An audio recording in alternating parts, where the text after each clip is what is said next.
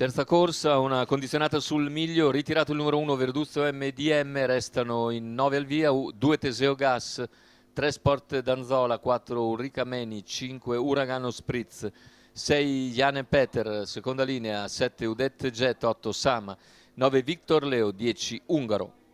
Favore in chiusura per Ulrica Meni, numero 4, Davide D'Antoni in sediolo.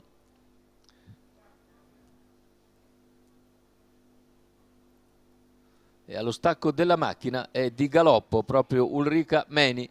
Numero 4 Ulrica Meni, e così in vantaggio Sport Danzola, attaccato al largo da Uragano Spritz che insiste, ma Sport Danzola replica a Uragano Spritz che comunque va nuovamente a dare una bordata all'avversario. 14.9.200 e Uragano Spritz in 300 metri passa a condurre.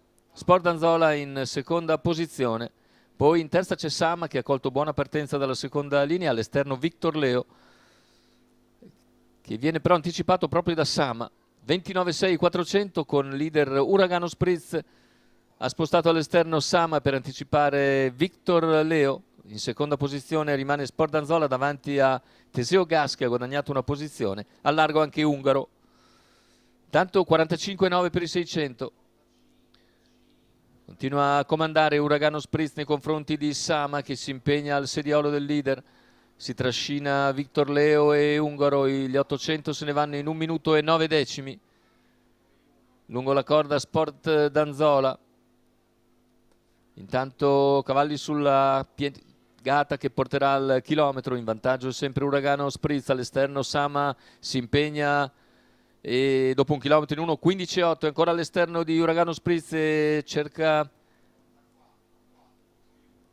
di attaccarlo con decisione a paletto dei 400 metri finali, lo appariglia completamente Uragano Spritz e Sama alle prese, poi Victor Leo che è passato in seconda posizione alla corda. Sul calo di Sport Danzola c'è anche Ungaro che si inserisce. Victor Leo cerca di seguire ora Uragano Spritz che si è svincolato da Sama.